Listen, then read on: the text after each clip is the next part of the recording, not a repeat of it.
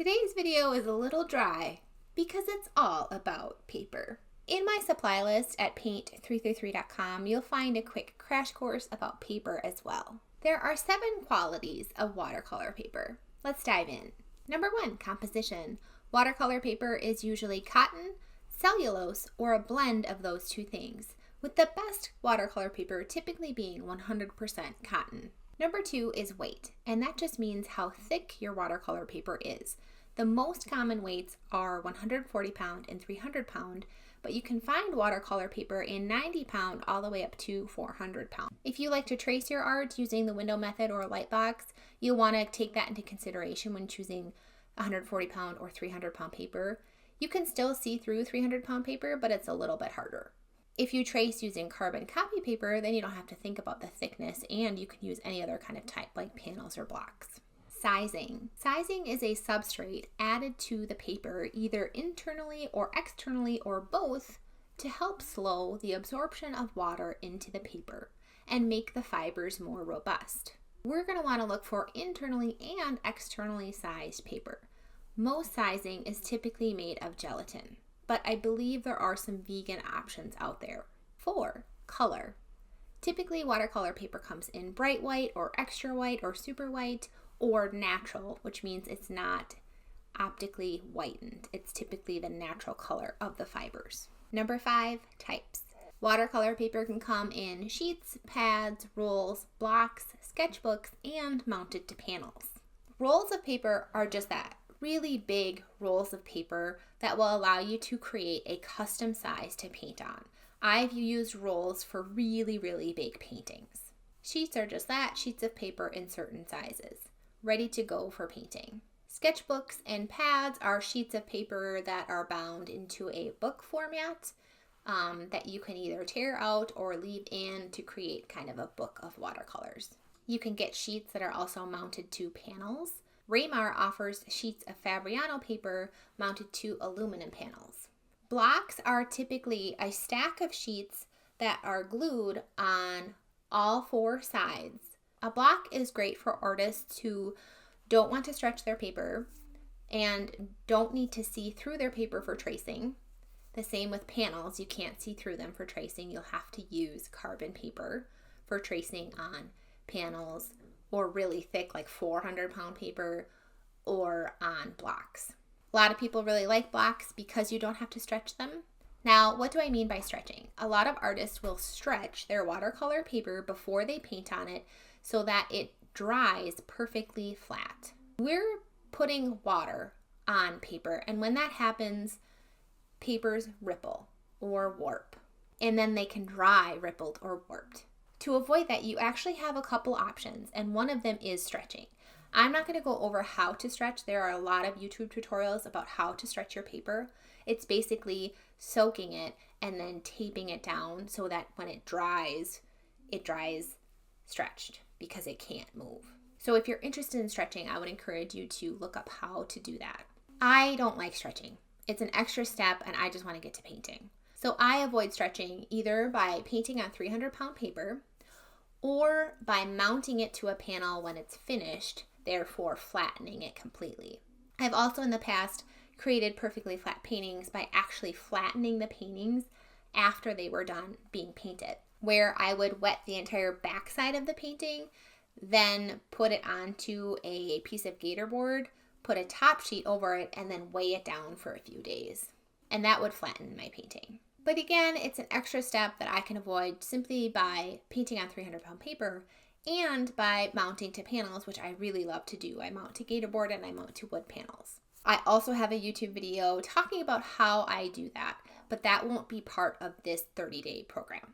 The other thing is that 300 pound paper isn't necessarily perfect either, and it often dries slightly warped. It won't ripple because it's not thin enough to do tight ripples, but it is paper, so it can still dry kind of wonky. This typically only happens for my smaller paintings, like 11 by 14. In my big 22 by 30 paintings, I don't see that happening. And again, when I mount them, they get perfectly flat anyway. The second common problem that you can run into with watercolor paper is that it can degrade if you scrub it heavily. So you can see we scrubbed way too hard to lift the paint, and also picked up bits of paper. Here we were lifting nicely to try and just pick up the paint, and no paper came with it. Typically, the higher quality paper you have, the less it will do this. And in general, it's good practice to be gentle to your watercolor paper to avoid this. There are even other surfaces you can use for watercolor instead of paper, including Yupo, Roca stone paper, clayboard, aquaboard, and watercolor canvas. Quality number 6 is the size. Watercolor paper can come in small greeting card sizes all the way up to elephant sheets, which are about 26 by 40 inches.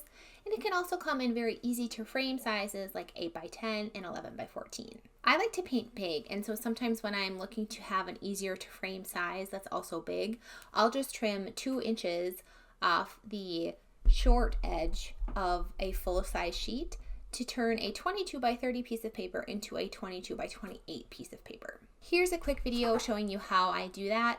With a 300-pound piece of paper, I will wet the edge before I trim it or tear it if you want a deckled edge.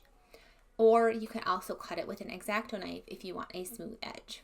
I also think it's helpful to consider how you're going to eventually display and frame your art, because that can help you pick the right size of paper or trim down to the right size of paper that you're going to need. Finally, we have number 7, which is the finish or the texture of the paper, and this could very well be the most important quality of watercolor paper. But when we're talking about finish, we have a few options. The first option is hot pressed, and it's what it says it is. It's basically paper that's been pressed with hot rollers to create a nice smooth surface. Hot pressed paper is ideal if you're looking to get very fine detail. However, water soaks in faster on hot press paper, so you won't have as much time to do a lot of heavy wet in wet techniques. The next option is cold press, which is definitely the most popular option and the most widely available. Cold press is pressed with cold rollers, which gives it a moderate texture. It's great for showing off granulation and dry brush texture techniques, where your brush is loaded with paint and you kind of skip it over the top so it just catches the top of the texture. You also have a good amount of time to work with the water for your wet and wet techniques before it soaks into the paper. Rough is just that, where the texture is very pronounced. It will show off granulation and those dry brush techniques very well, and you will have the most amount of time before the water soaks in. However, you could run into trouble if you're looking for smooth, fine detail. Fabriano actually makes another texture called soft press, which I've heard really great things about. It's kind of a combination between hot press and cold press. My aunt is a calligrapher and she loves soft press paper. And I know Ashley Hawks, another watercolor artist on YouTube, loves soft press paper. Now, one thing to note is that texture, even if it's classified the same, so like cold press, can still vary widely among brands. So testing out papers here is a really good idea. Also, depending on the type and the size of paper that you get, the edges can be deckled or smooth. So this brings us to my personal recommendations for paper. If you're brand new to watercolor, you're still going to want to use decent paper because it has such an impact on how your paintings turn out. It is the most important supply. If you're a beginner and you're budget conscious, my top recommendations would be Fabriano Studio Cold Press, 140 pound, and New York Central Art Supply Cold Press. I have not actually tried their 140 pound, but I know their 300 pound is excellent, and it is very inexpensive for 300 pound paper. So I'm assuming their price for 140 pound is also very reasonable. So this is 300 pound cold press New York Central Art Supply paper. And they do obviously have some sizing issues. You can see in these areas where there's dots that resisted the washes. So this is still my top recommendation in terms of affordability with 300 pound paper, but I would consider other brands of 300 pound paper if affordability isn't as much of an issue for you.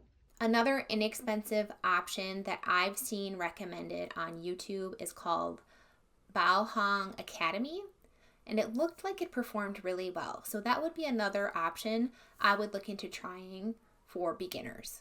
Now, if you're ready to move on to more expensive papers, the first recommendation I would have for you is to get a Cheap Joe's sample pack, because that will allow you to test out a lot of different brands, I think at least 5, in one purchase. My favorites, both budget friendly and more expensive, the paper I paint on all the time is Fabriano Studio 140 pound cold press. I still love this paper so much that I paint on it a lot. The thing with Fabriano Studio is that it has 75% cellulose. It's only 25% cotton. And that means that your water stays on the surface longer. It doesn't soak in as much. And I personally love that because I do a lot of wet and wet techniques. It's almost like it's a cross between regular paper and Yupo paper, which some artists might get a little frustrated by because of that non-absorbent quality. Eventually the water soaks in. It has to. But this property of it to stay on the surface longer is something I personally really love. It's also so inexpensive that it's worth trying out and seeing if you like it as well. And if you don't like it, you can still use it to practice techniques and plan out your colors and color mixes before you start an actual painting. I watched some other YouTube reviews of paper before I made this video, and I did see that some other artists found it was frustrating because the colors typically blend in a more segregated way instead of giving you a very smooth color mix and color blends. So that could be an issue for you as well, but I typically also like when my colors stay a little separated and when I get those little lines around watercolor. I've also had a ton of luck with Arches, and that's a very common, very popular but expensive brand, and Fabriano. I also love Fabriano, but again, it is expensive. Not the Fabriano Studio, but the Fabriano 100% cotton. I have not tried, but I've seen this a ton in my watercolor Facebook groups, the recommendation for Saunders Waterford. So again, if you want to try a lot of different brands, start with a Cheap Joe's sample pack. If I didn't mention your favorite paper, please tell us in the comments. When I first started painting, I was using the cheap Canson paper pads and the cheap paint sets from Michael's or Joann's. And they worked and they allowed me to paint. And I, of course, that's still painting and it's still awesome. But it wasn't until I started painting with my aunt, who's a professional calligrapher, and using the really nice supplies that I actually fell in love with watercolor. There's things that quality paper and quality paint does that cheap paint and cheap paper just doesn't do. So no matter how hard you try to get a certain technique, you will not be able to achieve that technique using cheap supplies. And the most important supply is paper. It will affect how your watercolor paint behaves. We went over a lot with paper. And if you're feeling a little overwhelmed, I would just start with a beginner-friendly option like the recommendations we talked about. Again, links to all these will be in the description. Give this video a thumbs up if it helped you. In tomorrow's lesson, we're learning all about paint. I'm going to show you how I like to set up my palette using my 7 colors, and we're going to try our hand at some fun color mixing. See you then. I just needed to rub on someone. Okay, all right, thank you. And I think he needs to rub with you. He does need to rub with me. Thank you, Leo. You're welcome.